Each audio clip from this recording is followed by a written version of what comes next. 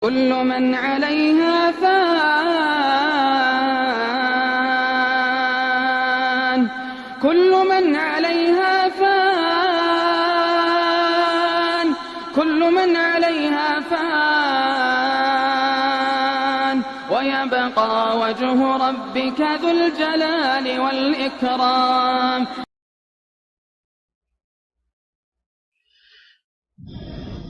الحمد لله رب العالمين والعاقبة للمتقين ولا عدوان إلا على الظالمين، وأشهد أن لا إله إلا الله وحده لا شريك له، وأشهد أن محمدا عبده ورسوله صلى الله عليه وعلى آله وصحبه وسلم تسليما كثيرا. أما بعد، bugungi sabagimiz Adabul Mashi ila Salah kitobidan jamoat bobidan bostaladi.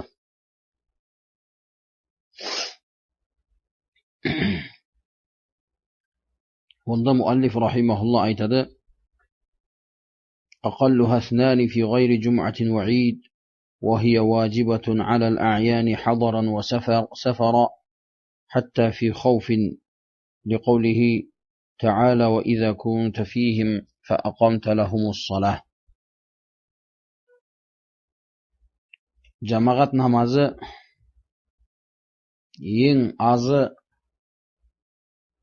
jamaat namozining eng azi sanog'i 2 bo'ladi. Agar jamoatda o'qimoqchi bo'lатын bo'lsa, onda eng azi 2 bo'lu kerak.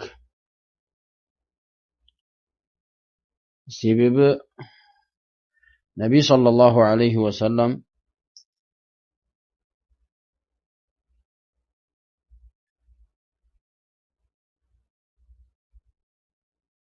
o'sha narsaga ishora berib yo'l ko'rsatgan. Malik ibn Huwayrith radhiyallohu anhu ning hadisida, hadis Buxoriy Muslimda, Nabiy sallallohu alayhi va sallam aytadi: "Ikki kishiga agar sen 2 bo'lатын bo'lsang, azon aytinglarda, qomat aytib, ulkenreklerin imamga o'tsin" deydi.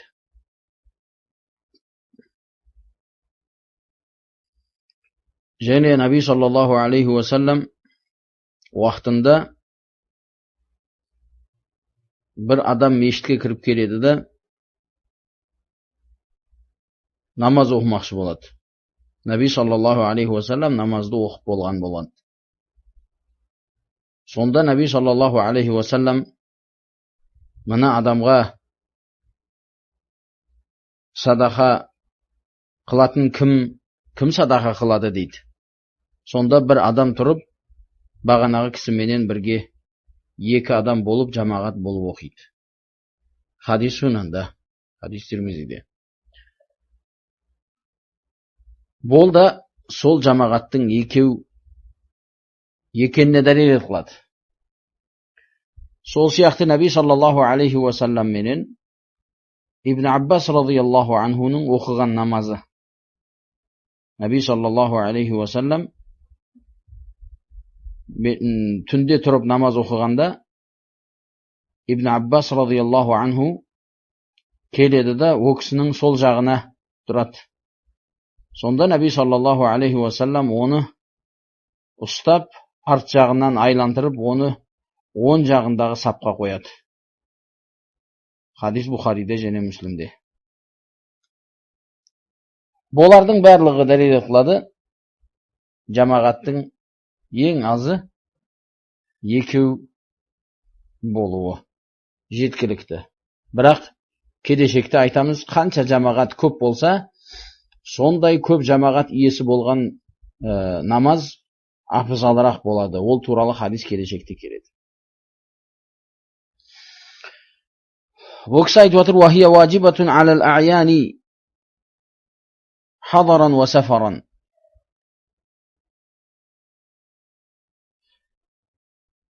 Бұл жамағат намазы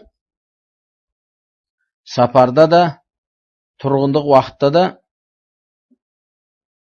әрбір адамға парыз болады деп отыр. Әрбір адамға парыз болады. Тек қана үзірі бар адамдар болмаса.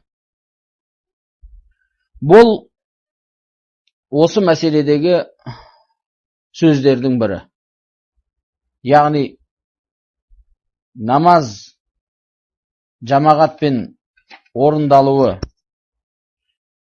ол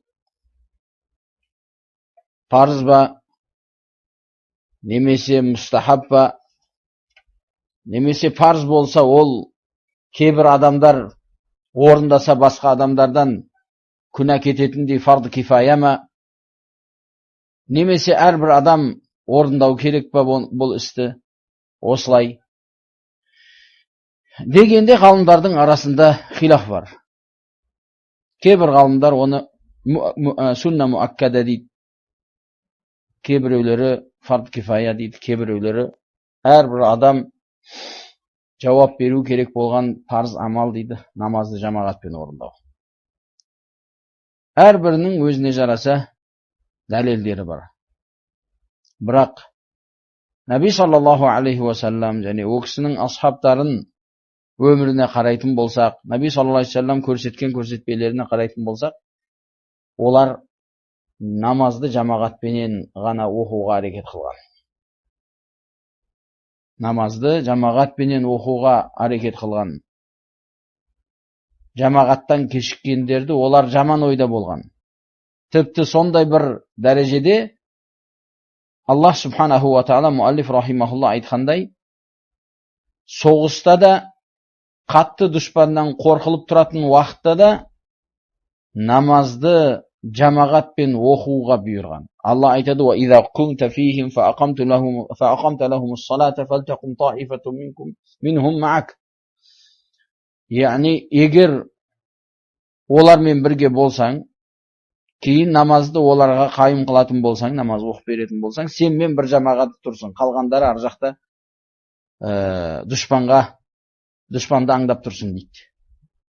Сол аятта намаз оқуда қандай болатын екенін, қорқыныш уақытта намаздың қалай болатын екенін суреті біреу көрсетілген. Хауф, салатыл хауф деп айтылады оны. Салатыл хауфтың түрлері 3-4 түрі бар.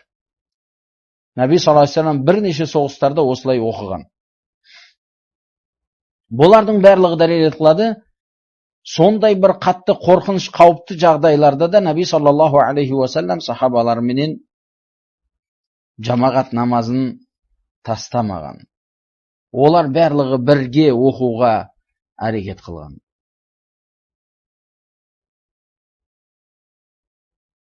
Наби саллаллаху алейхи ва саллям және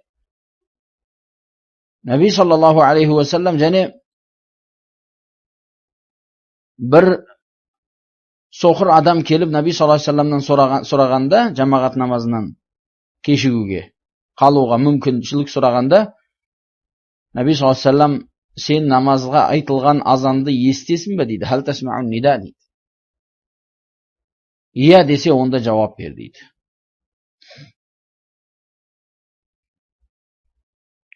Және Ибн Масуд радияллаху анху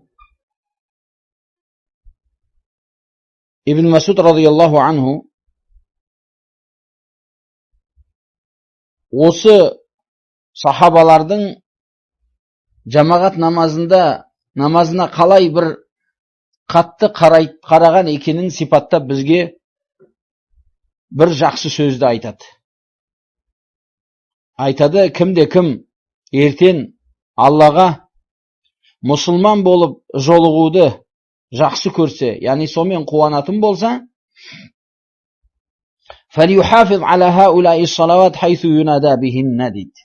Мынау намаздарды оған шақырылған жерлерде орындасын деп отыр. Намазға шақырылатын жерлер Ол мешіттер. فَإِنَّ اللَّهَ شَرَعَ لِنَبِيِّكُمْ سُنَنَ الْهُدَى. Себебі Аллах Субханаху ва Таала пайғамбарыңызға, яғни Мұхаммед саллаллаху алейхи ва салламға туралық сүндеттерін, жолдарын шариғат қылды. وَإِنَّهُنَّ مِنْ سُنَنِ الْهُدَى. Яғни осы намаздарды жамағатпен орындау туралық жолдарынан болып есептеледі. وَلَوْ أَنَّكُمْ صَلَّيْتُمْ فِي بُيُوتِكُمْ كَمَا يُصَلِّي هَذَا الْمُتَخَلِّفُ فِي بَيْتِهِ لَتَرَكْتُمْ سُنَّةَ نَبِيِّكُمْ. Егер сендер намаздан артта қалушы сияқты үйлеріңде оқитын болсаңдар, пайғамбарларыңның сүннетін тастаған боласыңдар, саллаллаху алейхи ва саллям.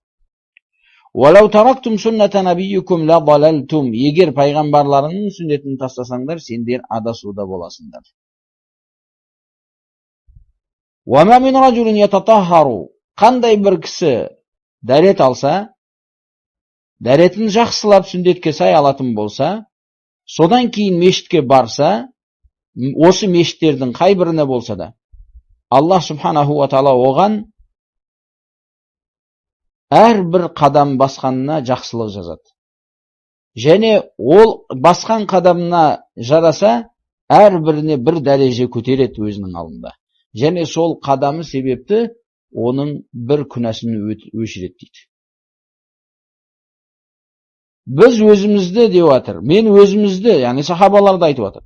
Өзіміздің уақытымызда намаздан кешіккен адамды тек қана сол мұнафықтығы анық болып қалған адамды көретін едім деп жатыр. Біздің біреуіміз жамағат намазына екі адамның арасына сүйеніп те алып кеп қойылатын еді деп жатыр. Егер сондай бір дәрежеде болса. Бұл дәлел қылады Наби саллаллаху алейхи ва салламның асхабтары жамағатты әшейін бір сүндет, яғни не десе болады, істесең жақсы, істемесең іштен кетпейді деген дәрежедегі сүндет ретінде көрмеген. Олар уажib ретінде көрген. Сол сияқты Ибн Умар радиаллаху анху, бұл Ибн Масудтың асары Сахи Муслимде. Ибн Умар радиаллаху анху айтады, біз таң намазында немесе кешкі намазында біреуді жоғатып қойсақ, яғни көрмесек деп жатыр, асана бихи занна, ол туралы жаман ойға баратын едік деп жатыр. Яғни оны сол иманында нифақ бар мекен деген ойға баратын едік деген мағынада. Бұл өте қатерлі жағдай. Бұл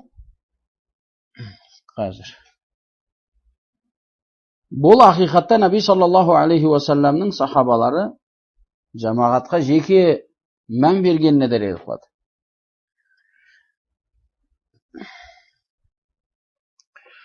Жамағатқа жағдай болып тұрып, жамағатты орындамаған адамдарға да өте бір қатер бар.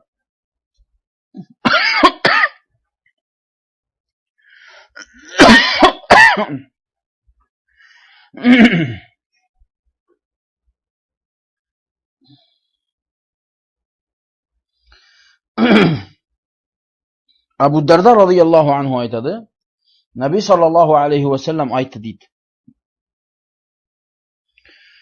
Қай бір ауылда немесе бір ашық далалы жерде 3 адам болса, солардың арасында жамағат болып намаз орындалмайтын болса, оларға шайтан билік қылады деп отыр. Бұл дәлел қылады, жамағатты тастау ол адамдардың қатерлігіне себеп болатын нәрселердің бірі. Және қай бір жерде жамағатпен орындалу мүмкін болған мешіт болмаса, адамдар мешіт салуға әрекет қылу керек.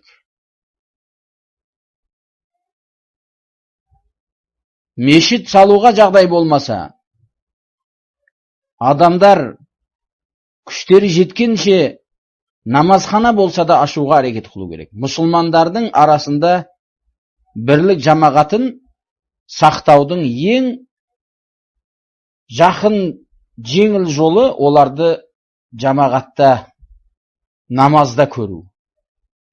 Хайя ала сала, намазға асық деген уақытта бір көшенің немесе бір ауылдың адамдары бір кеше күндізде 5 уақыт жиналып тұрулары, олардың бір-бірлеріменен жолығып, олар бір-бірлерінің жағдайларын біліп тұрулары, ақиқатта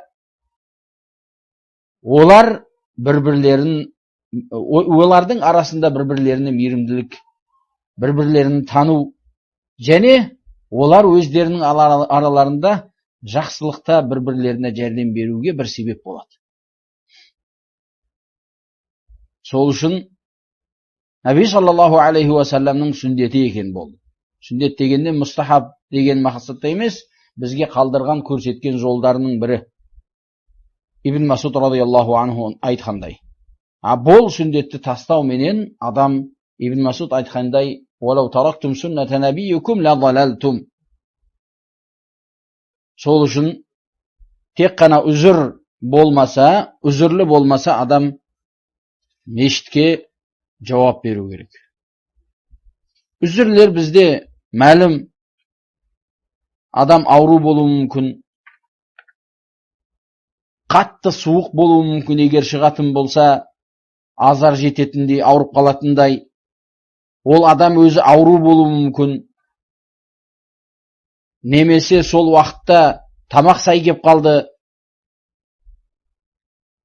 немесе соған ұқсаған үзірлер болмаса, адам жағдай барынша хайя ала салах деген сөзге жауап беруге әрекет қылу керек болады. Бұл сөзсіз еркектерге, amma әйелдерге жамағат парыз емес. Бұл да Аллах субханаху ва тааланың әйелдерге берген неғматының бірі. Асыл еркектер мен әйелдердің арасында шариғатта айырма жоқ.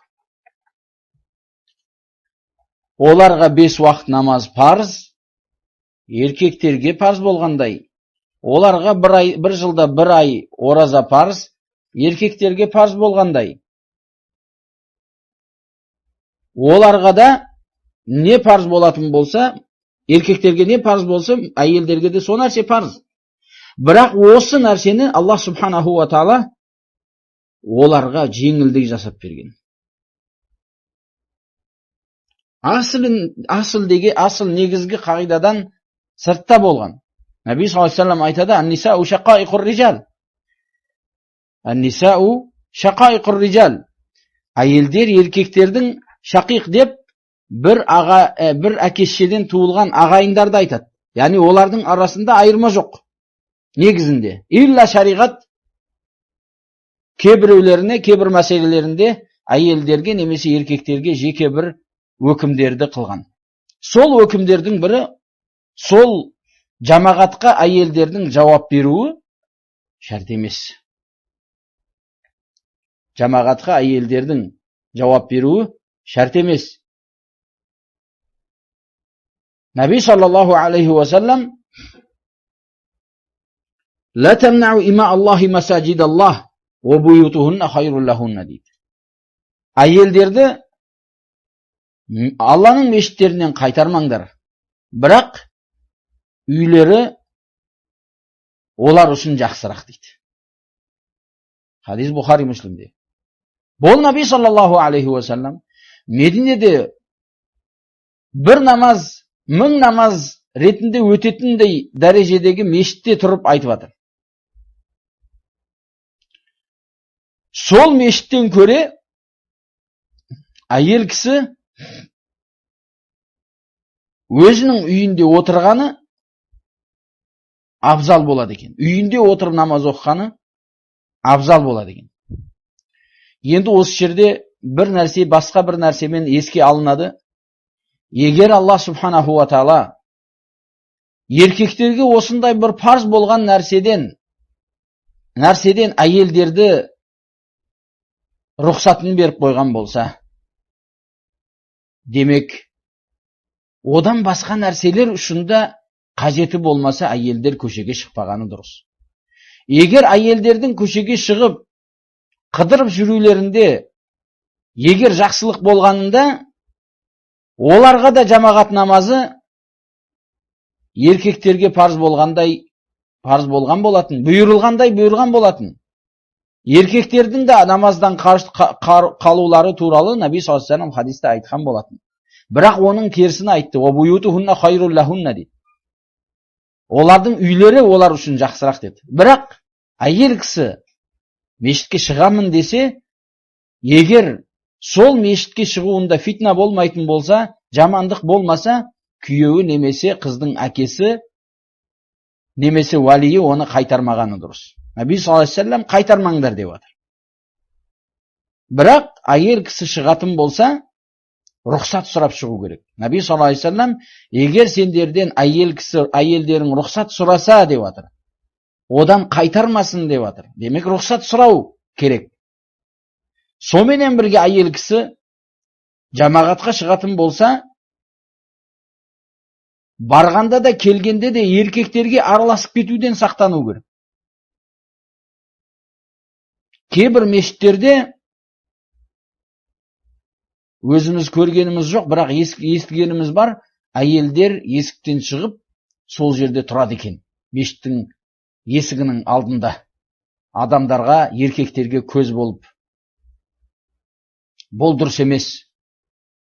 Наби саллаллаху алейхи ва саллям уақытында имам Бухарида Умму Салама радияллаху анха шығарған хадисте о кісі айтады, Наби саллаллаху алейхи ва саллям намазда сәлем бергеннен кейін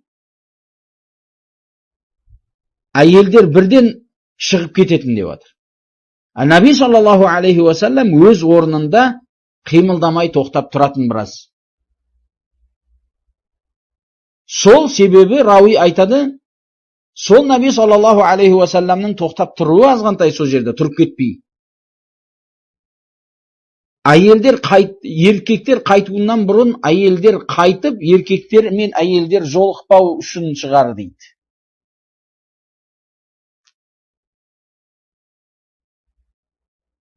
Демек, бұл дәлел қылады, Наби саллаллаху алейхи ва саллям сол нәрсеге жеке мән берген. Және жағдай барынша әйелдердің есіктері басқа болу керек, еркектердің есігінен. Наби саллаллаху алейхи ва саллям соны жол көрсеткен. Хадис Абу Даудта Наби саллаллаху алейхи ва саллям мына есік әйелдерге болса ғой деген сөзді айтқан. Содан Ибн Умар еш уақыт сол есіктен кірмеген. Әйелдерге деп айтылды ғой деп. Және әйел кісі мешітке шыққан уақытта жағдай барынша толық хижабпен шығуға әрекет қылады. Ешқандай бір зейнетте болмаған, еркектердің көзіне түсетіндей ешбір нәрсе болмау керек. Және шыққан уақытта есті білдіретін нәрселерді істетпеу керек. Көбінесе кейбір надан әйелдерде болатын нәрсе, үйдің күйеуінің алдында жүрген уақытта ешқандай әтір деген нәрселерді істетпейді, жаман болып жүреді да, бірақ көшеге шығатын болса, Аллаху акбар, не бір түрлі әтірлерді істетеді. Егер істететін болса, қарататын болса, өзінің күйеуін қарату керек өзіне. Көшедегі бөтен біреулерді емес. Демек, әйел кісілер намазға, жамағатқа шығуға мүмкін, бірақ төбедегі айтылған әдеттерді сақтану менен болу керек. Әйелдер өздері егер бір жерде жиналып қалатын болса, өздері жамағатпен оқыса бола ма деп көп сұралады. Сол сұраққа жауап бір анық болып қалу үшін айтылып қоюға қажетпіз осы жерде.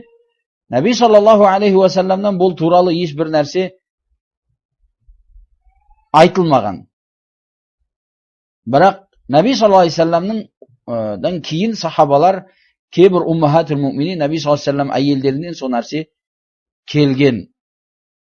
Аиша радияллаху анха, Умму Салама радияллаху анхумадан келген нәрсе бар, олар жамағат болып оқыған әйелдерменен. Musannaf Абдур-Разақта келген сол нәрсе. Бірақ бұл жиналу фитнадан ұзақ болу керек, еркектерден араласпаған жағдайда болу керек, және олардың арасында имам болатын болса, ортасында тұрады. Имам болатын болса, ол әдетте имам еркектердің жамағатында алда тұратын болса, ол имам ортасында тұрады. Себебі Айша радиаллаху анха бір қауымға бірге оқығанда әйелдерге имам болады да, солардың ортасында тұрады. Сол нәрсе келген.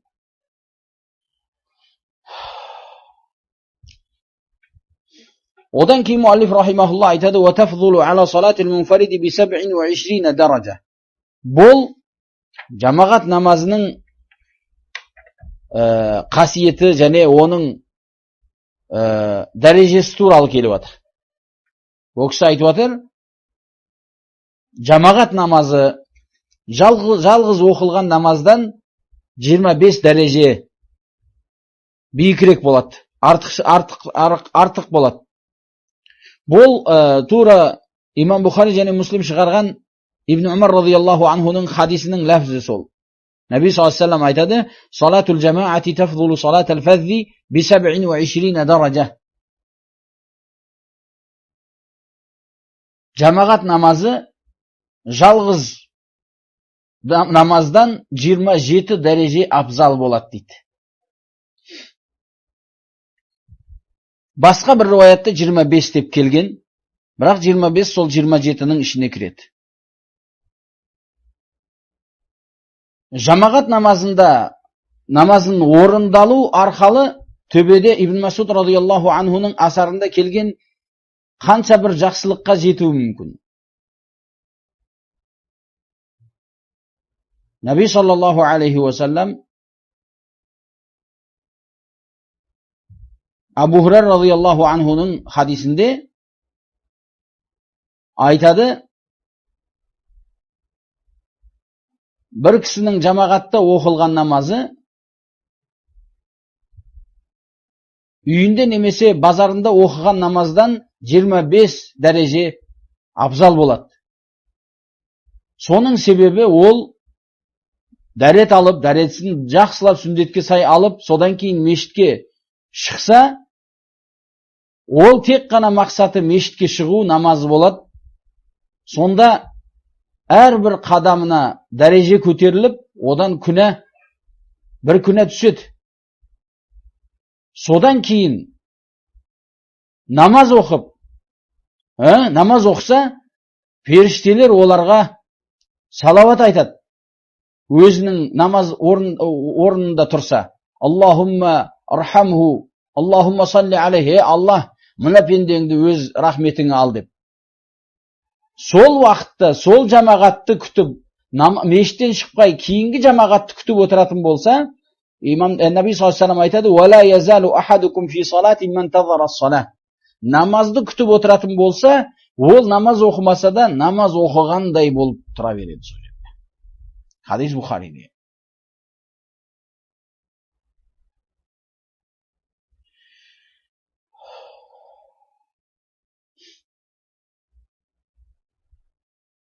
Наби саллаллаху алейхи ва саллям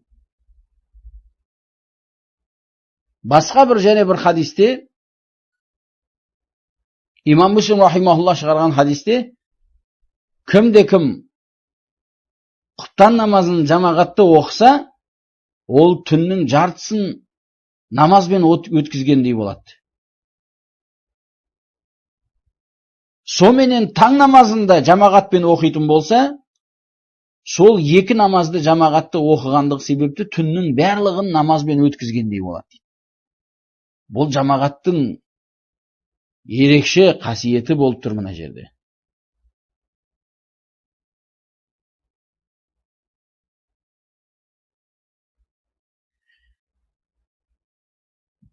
Және басқа бір хадисте Наби саллаллаху алейхи ва саллям осы хадистің басқа бір риwayatында кім дәрет алып, содан кейін жамағат намазына парызға жүріп барса, сомен мешітте жамағатта адамдармен намаз оқитын болса, Аллах субханаху ва таала олардың күнәсін кешіреді деп жатыр.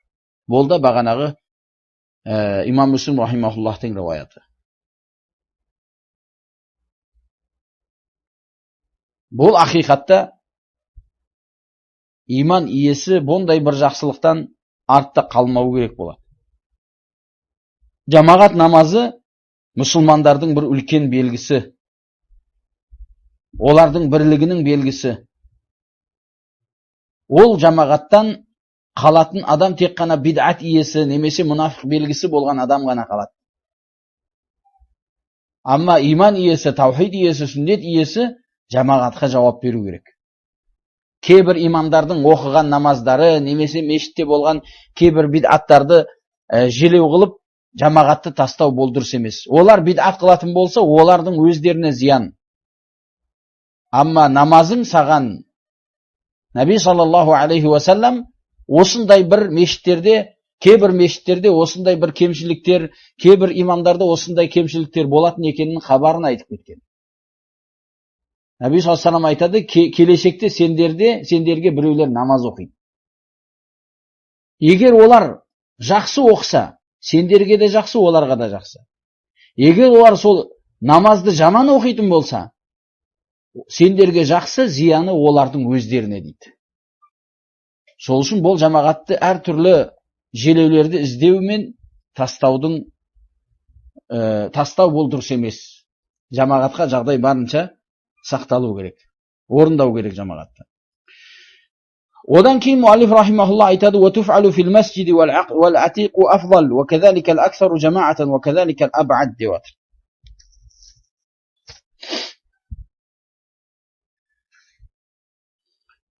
жатыр. Наби саллаллаху алейхи ва салламнан келген бұл бапта кейбір нәрселер бар, бірақ муаллиф рахимахуллахтың сөзі шарықталады, сосын айтамыз. Айтады: "Ва туф'алу фил масджид", яғни жамағат намазы мешітте болады. Бағанағы Ибн Масуд радияллаху анху айтқандай, "Хайсу юнада бихинна", қай жерде шақырылатын болса ол. Қай жерде оған шақырылатын болса, жамағатқа жауап берілу керек. Соны естіп атсың ба, біліп атсың ба, сол жерде жамағат бар екенін, мешіт бар екенін, соны орында. "Ва туф'алу фил масджиди вал атиқу афдал", мешіттің ескісі болатын болса, абзалырақ болады деп отыр.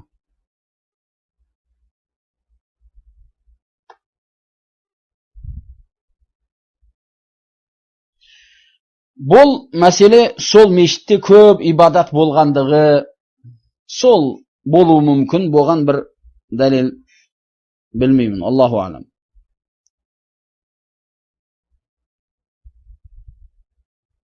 Ва казалика ал аксару жамаатан, жамағат көбірек болатын болса абзал, ол сөзсіз. Ол Наби саллаллаху алейхи ва саллам Абу Дауд рахимахуллах шығарған хадисте келеді.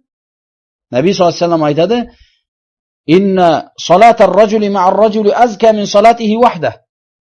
Бір адамның екінші адаммен оқыған намазы, яғни екі адам болып оқылған намаз, жалғыз оқылғаннан көре абзалырақ. Екеу үшіншісімен болып оқитын болса, ол абзалырақ. Наби саллаллаху алейхи ва саллам айтады: "Ва ма касура фаху ахаббу илаллах". Қанша көп болса, ол сонша Аллахқа сүйкімді болады деп отыр. Алла көбірек жақсы көреді соны.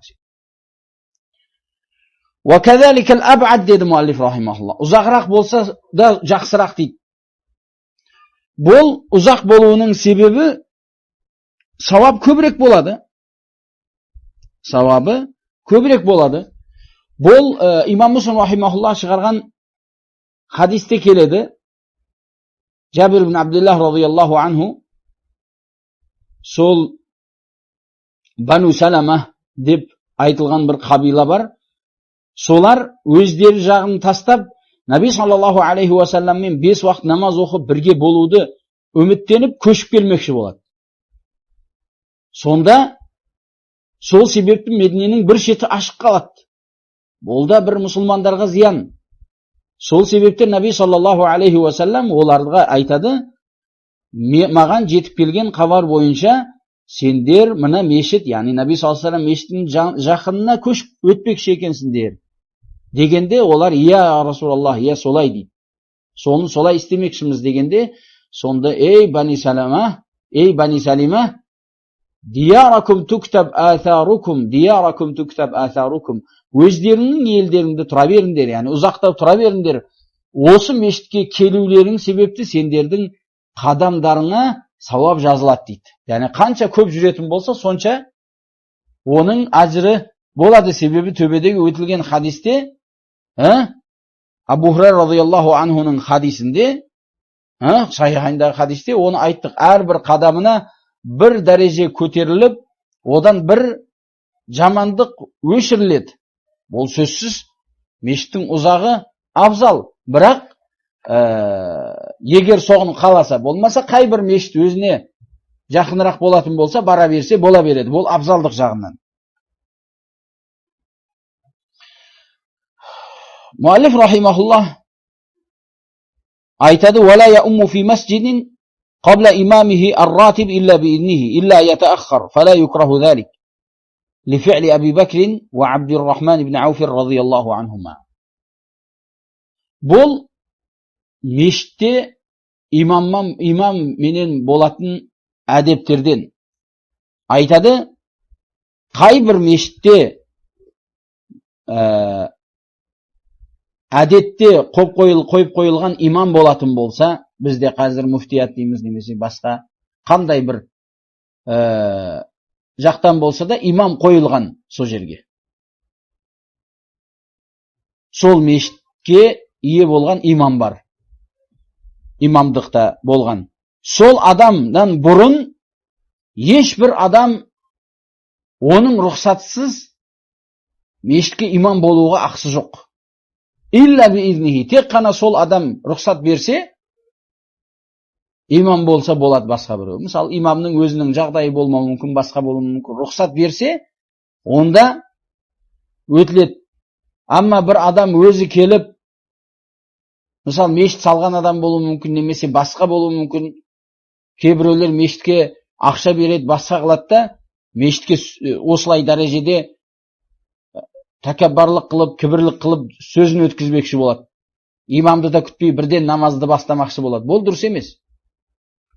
Мешіттің имамының өзінің құрметі бар. Одан бұрын намаз оқылмайды. Илля егер тек қана ол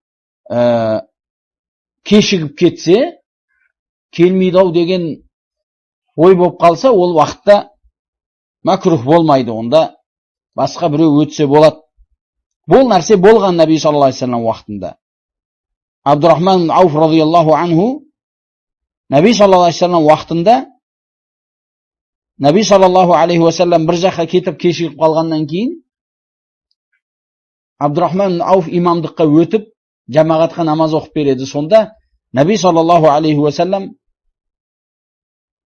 келеді да артында Абдуррахман Ауфтың артында намаз оқиды. Сол үшін Наби саллаллаху алейхи вассалам адамдардың артында намаз оқығаны келмеген, тек қана Абдуррахман Ауфтың артында ғана намаз оқыған. Бұл Асар Муслимде. Айтады: "Ва иза уқиматис салату фала яджузу шуру'у фи нафлин ва ин уқимат ва хува фиха атаммаха хафифатан." Егер деватыр намазға қамат айтылатын болса, қамат дегені біз білеміз. Аллаху акбар, бағана қад қаматис сала айтылса, фала яджузу шуру'у фи нафл. Басқа бір нафлге кіріспеу керек. Себебі Наби саллаллаху алейхи вассалам имам Муслим рахимахуллах шығарған хадисте: "Иза уқиматис салату фала салахта илля ал-мактуба." Егер намазға қамат айтылатын болса, фала сала, ешқандай намаз жоқ ол уақытта. Тек қана сол парыз намазы ғана бар. Парыз намазынан басқа ешбір намазбенен шұғылдану керек емес адам.